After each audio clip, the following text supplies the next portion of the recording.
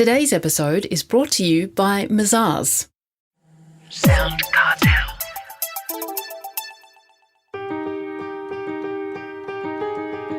From SoundCartel, I'm Nicole Goodman, and this is Business Essentials Daily.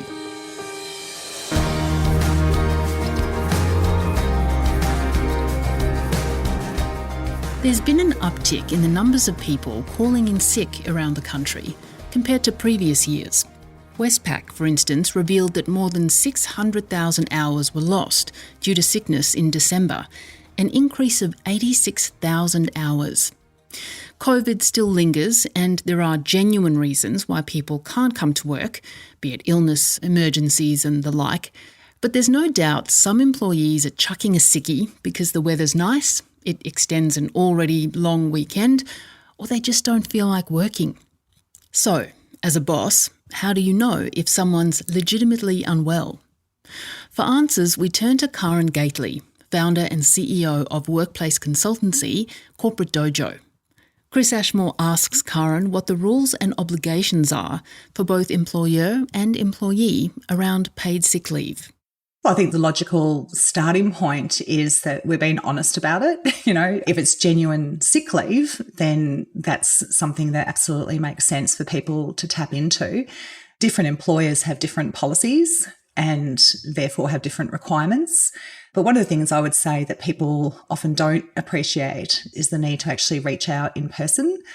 I think one of the mistakes we make is sending the text through and just taking the day, whereas I think it's a matter of courtesy to call our boss, let them know that we won't be in, give them some sort of indication when we believe we may be able to be back on board.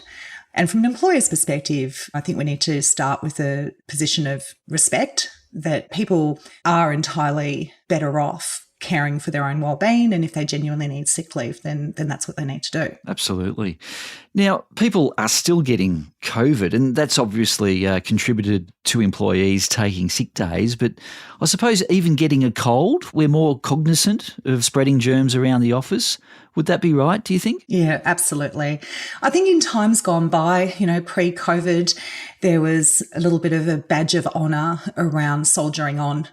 So even if I'm unwell, I'm just going to dig deep and head into the office.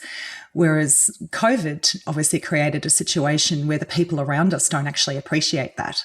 So, I think that people are more mindful that if I take this germ into the office, it's a disservice to my colleagues. Well, there's other people, though, as well, who perhaps are taking a day off because they claim that they're sick, but they may not necessarily be sick. If that happens, if you suspect an employee is not actually sick, what do you do? I think the starting position is trust. So you need to question, why am I doubtful about that? In the majority of cases, if I'm doubtful, there's probably other indications around commitment and engagement. And if that's the real issue, then we need to be engaging in honest conversations with people about, their choices and their reliability. I think, again, we can have policies in place that require people to provide medical certificates and, if you like, a layer of proof around the need for the time off.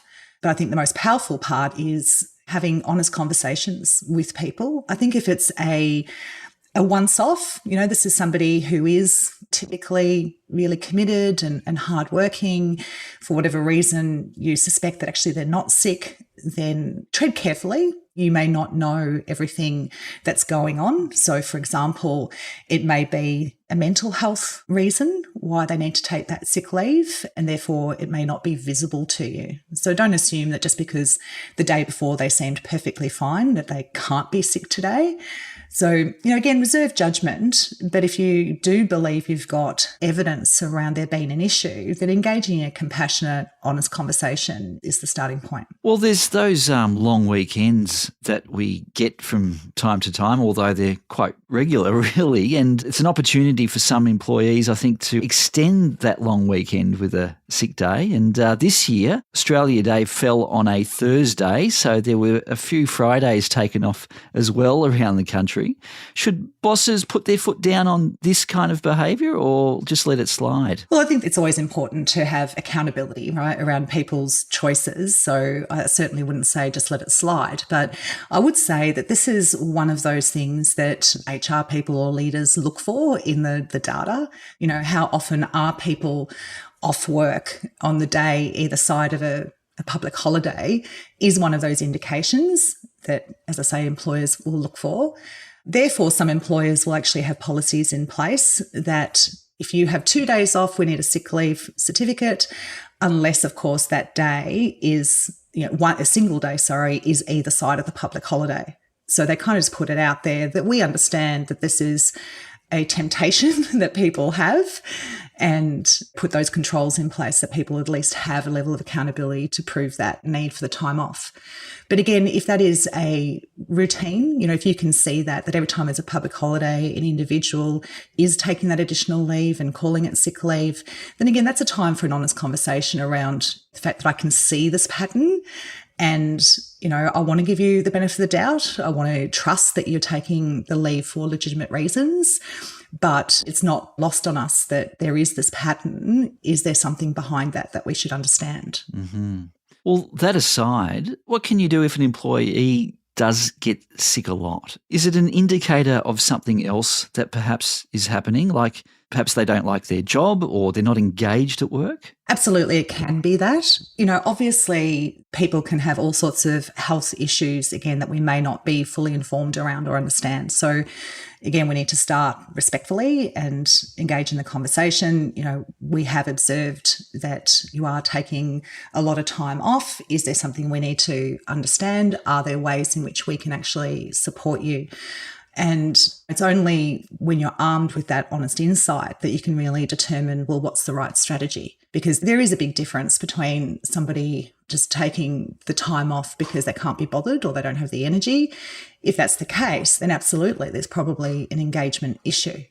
So I think one of the mistakes we make is assuming or making a judgment call that because there's this pattern, this person must be dodgy, they must be dishonest or unethical, but there can absolutely be other things going on. Now, that may be physical health issues, it may be mental health issues, it could be stress related, so I think from an employer's perspective, we do need to understand whether or not there are factors within the workplace that are contributing to that, and doing what we can do to make sure that people aren't being adversely impacted in terms of their well-being through the workplace.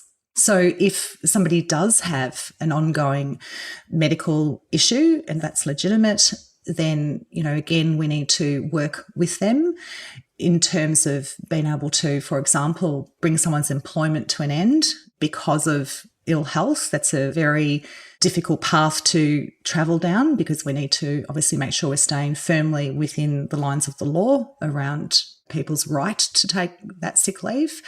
But ultimately, the reality that you're facing is this person is unable to meet the obligations of the job because of their health and well-being. Then once you've had plenty of honest conversations, you've provided all the support, you can get to a point where it's unfair to the employer to continue to support that person through it. Again, my strong advice would be seek good legal advice around that before you go down that path. And I'm not a lawyer, so, please don't quote me on this, but in my experience, you would need to have had somebody who's had 3 months off in a 12-month period as a minimum before you're even within the ballpark of being able to make that decision. So again, you're entirely better off engaging honestly with this person, providing the support you can and negotiating the way forward so that they are reliable and consistently at work.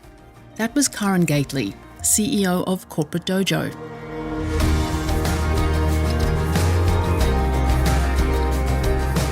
This episode of Business Essentials Daily is produced by the team at SoundCartel. Thanks for listening. I'm Nicole Goodman. We'll bring you more Be Daily tomorrow. Follow @BE Daily Podcast across social media And head to bedaily.com.au for more from the Business Essentials Daily podcast. SoundCartel. This episode was brought to you by Mazars. To find out more, visit mazars.com.au. That's mazars.com.au.